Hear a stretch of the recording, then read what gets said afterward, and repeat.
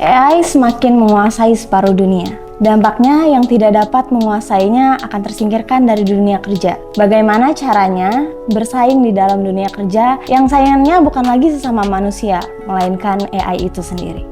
Jika AI dianggap sebagai musuh manusia saat ini, bagaimana kalau kita berpikir kalau AI menjadi teman baik kita? Artinya apa? Kalau kita tidak bisa melawan sesuatu yang nggak bisa kita lawan, kita bisa berteman dengan dia, mungkin kita bisa belajar dari dia dan hidup berdampingan dengan AI itu sendiri. Kalau kita bersungguh-sungguh dan mau berjuang, siapapun lawannya, kita sebagai manusia, kita yang mempunyai hierarki sebagai kehidupan sosial di muka bumi ini, aku yakin pasti kita bisa hidup berbarengan dengan AI. Hal apa yang tidak bisa digantikan oleh AI di dunia kerja yang saat ini sedang ditekuni? Pertama adalah AI tidak bisa melihat, menurutku. AI tidak punya indera seperti yang diciptakan oleh Tuhan kita, yaitu melihat dan merasa. Dua poin itu udah menjadi kelebihan kita satu step lebih baik daripada AI. So, jika kita bisa melihat sesuatu dan kita mempunyai feeling, naluri, maka kita harus memanfaatkan itu. Tapi balik lagi, kita tidak boleh menyampingkan AI, kita harus tetap berdampingan.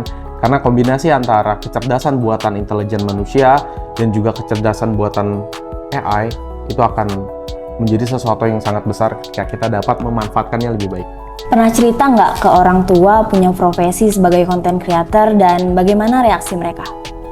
Di awal mungkin nggak spesifik cerita sebagai content creator ya. Cuma aku melabeli aku sebagai tukang foto, as fotografer, dan itu cukup umum untuk dicerna oleh orang tua sendiri karena oh yaudah fotografer. Tapi in the end makin kesini aku makin jelaskan apa yang dimaksud itu content creator. Aku selalu cerita sama mamaku, especially mamaku, aku selalu cerita, aku mau ketemu artis A, aku mau ketemu artis B. Terus mamaku lama-lama kayak, loh kok fotografer tapi bisa ketemu dengan orang-orang hebat, itu gimana ceritanya? Pada akhirnya mamaku mulai mengerti dan aku ceritakan detail, every single detail. Bahkan di akhir tahun 2023 aku pernah ngajak orang tuaku, sekeluarga mamaku untuk kerja bareng sebagai as content creator. Saat itu aku datang ke sebuah promosi film Cek Toko Sebelah 2. Di situ ada cast-castnya, ada Ernest Prakasa dan komika lain. Di situ pada akhirnya aku punya kesempatan untuk mengajak mamaku dan juga kakakku untuk berfoto bareng dengan para pemain yang filmnya barusan mereka tonton.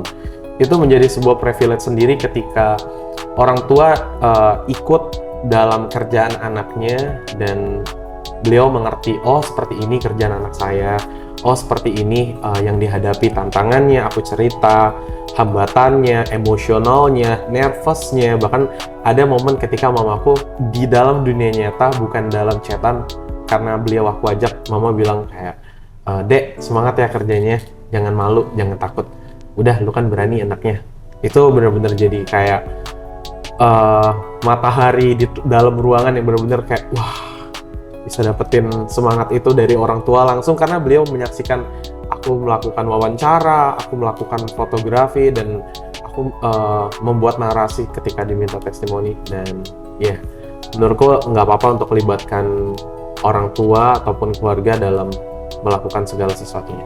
Di zaman sekarang ini, apakah masih orang tua atau orang yang belum familiar dengan content creator menganggap bahwa content creator itu emang kerjaannya?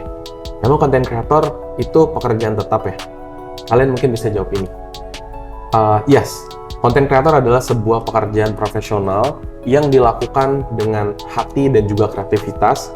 So, kalau kalian benar-benar ingin terjun payung, jangan sekali-sekali kalian ketika terjun kalian ngerasa salah. Enggak.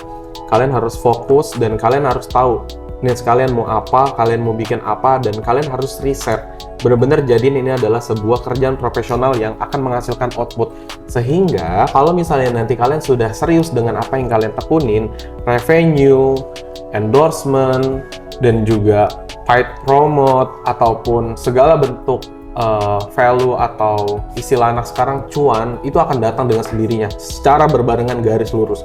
Jadi di awal kalian tidak boleh memikirkan itu semua, tapi kalau kalian sudah melakukan yang terbaik untuk apa yang kalian usahakan, itu akan datang sendirinya, dan itu sudah terbukti di aku sendiri.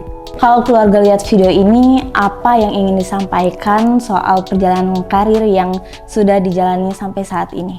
Aku mau ngucapin sih, makasih ya udah beliin Dede waktu itu printer sama laptop di tahun 2014. Di saat semua orang belum tahu laptop itu fungsinya buat apa, Mama pulang dari Jakarta, bawain secara surprise ke kampung, itu Mama bawa laptop dan printer, dan aku pun belum pernah megang komputer. Di situ Mama ngasih tahu kalau ini silakan pelajarin laptop, ini printer, lu mau jadi tukang fotokopi kek, lu mau belajar apa kek seterah lu, yang penting Mama udah nyediain.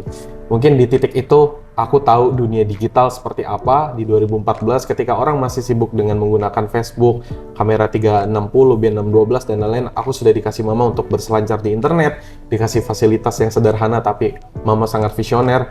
Mungkin peran Mama di titik itu yang membuat aku ngerti sampai sekarang pekerjaan tuh seperti apa, dunia digital tuh seperti apa. Dan makasih selalu telepon aku setiap pagi untuk ngucapin hati-hati di jalan, jangan lupa makan, dan ngasih aku kesempatan untuk nanya, Mama masak apa hari ini. Mungkin little thing yang sedikit anak-anak, tapi percayalah, ketika kita semakin dewasa, peran orang tua ataupun orang yang kita sayang itu udah bukan sederhana lagi, itu sesuatu yang luar biasa. Jadi makasih ya, Ma. Panjang umur. AI mungkin bisa bantu ngerjain tugas atau kerjaan, tapi kampus punya peran penting nggak dalam nentuin arah masa depan? Menurutku penting karena di Nusa Mandiri sendiri lingkungannya mendukung sih. Kalau misalnya lingkungan kampus-kampus lain yang aku dengar tuh saklek ya.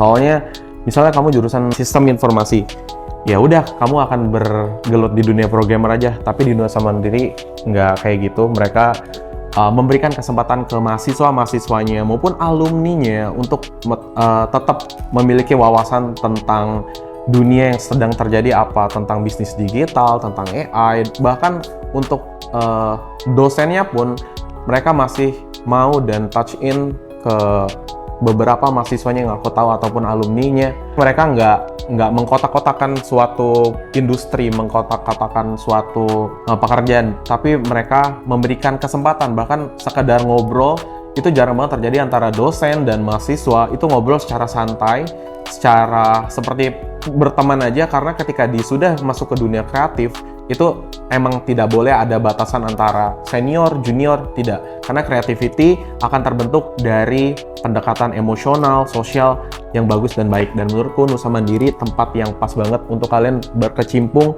di dunia bisnis digital maupun per AI-an duniawi.